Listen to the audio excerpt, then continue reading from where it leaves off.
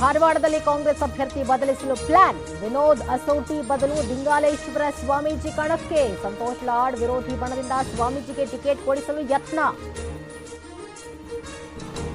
ಇನ್ನು ಧಾರವಾಡದಲ್ಲಿ ಕಾಂಗ್ರೆಸ್ ಅಭ್ಯರ್ಥಿಯನ್ನೇ ಬದಲಿಸೋದಕ್ಕೆ ಪ್ರಯತ್ನ ನಡೆದಿದೆಯಾ ಅನ್ನುವಂತ ಪ್ರಶ್ನೆ ಕಾಡ್ತಾ ಇದೆ. ಧಾರವಾಡದಲ್ಲಿ ಕಾಂಗ್ರೆಸ್ ಅಭ್ಯರ್ಥಿಯನ್ನ ಬದಲಿಸ್ತಾರ ಹಾಗಿದ್ರೆ ವಿನೋದ್ ಅಸೋಟಿ ಬದಲು ದಿಂಗಾಲೇಶ್ವರ ಸ್ವಾಮೀಜಿಯನ್ನ ಕಣಕ್ಕಿಳಿಸೋದಕ್ಕೆ ಅಲ್ಲಿ ಪ್ಲಾನ್ ರೂಪಿಸಲಾಗ್ತಾ ಇದೆ ಎನ್ನುವಂತ ಮಾಹಿತಿ ಸಿಕ್ಕಿದೆ. ಸಂತೋಷ್ ಲಾಡ್ ವಿರೋಧಿ ಬಣದಿಂದ ಸ್ವಾಮೀಜಿಗೆ ಟಿಕೆಟ್ ಕೊಡಿಸೋದಕ್ಕೆ ಇಲ್ಲಿ ಪ್ಲಾನ್ ರೂಪಿಸಲಾಗ್ತಾ ಇದೆ. ವಿನೋದ್ ಅಸೋಟಿ ಬದಲು ದಿಂಗಾಲೇಶ್ವರ ಸ್ವಾಮೀಜಿಯವರು ಸ್ಪರ್ಧೆ ಮಾಡ್ತಾರ ಹಾಗಿದ್ರೆ ದಿಂಗಾಲೇಶ್ವರ ಸ್ವಾಮೀಜಿಗೆ ಟಿಕೆಟ್ ಕೊಡಿಸೋದಕ್ಕೆ ಅಲ್ಲಿ ಕಸರತ್ತು ನಡೀತಾ ಇದೆ ಅನ್ನುವಂಥ ಮಾಹಿತಿ ಕೇಳಿ ಬರ್ತಾ ಇದೆ.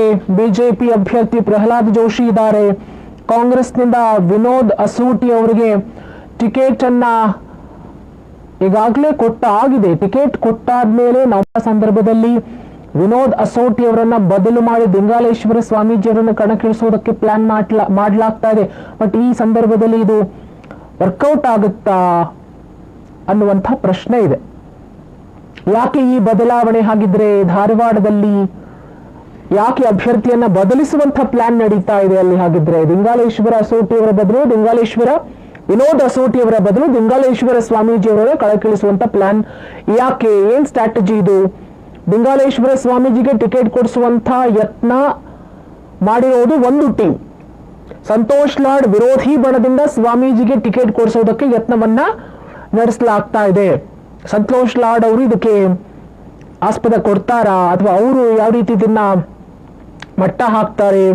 ವಿನೋದ್ ಅಸೋಟಿ ಬದಲು ದಿಂಗಾಲೇಶ್ವರ ಸ್ವಾಮೀಜಿ ಸ್ಪರ್ಧೆ ಮಾಡ್ತಾರ ಹಾಗಿದ್ರೆ ಕೊನೆ ಕ್ಷಣದಲ್ಲಿ ಯಾಕೆ ಅಭ್ಯರ್ಥಿಯನ್ನ ಬದಲಿಸುವಂತ ಕೆಲಸಕ್ಕೆ ಕೈ ಹಾಕಿದೆ ಅನ್ನುವಂಥ ಅನುಮಾನ ಈಗ ನೋಡ್ತಾ ಇರುವಂತದ್ದು. ಧಾರವಾಡದಲ್ಲಿ ದಿಂಗಾಲೇಶ್ವರ ಸ್ವಾಮೀಜಿಗೆ ಟಿಕೆಟ್ ಕೊಡಿಸೋದಕ್ಕೆ ಕಸರತ್ತು ನಡೀತಾ ಇದೆ. ಬಟ್ ಈಗಾಗಲೇ ನಾಮಿನೇಷನ್ ಫೈಲ್ ಆಗಿದೆ. ಬಟ್ ಕೊನೆ ಕ್ಷಣದಲ್ಲಿ ಏನಾದರೂ ಅವಕಾಶ ಇದೆಯಾ ಅನ್ನೋದನ್ನ ಕಾದು ನೋಡಬೇಕಾಗಿದೆ. ಅಭ್ಯರ್ಥಿ ಬದಲು ಮಾಡೋಕೆ ಅವಕಾಶ ಇರಬಹುದು, ಬಟ್ ಅದಕ್ಕೆ ಅದರದೇ ಆದಂತಹ ಪ್ರೊಸೀಜರ್ ಇರುತ್ತೆ.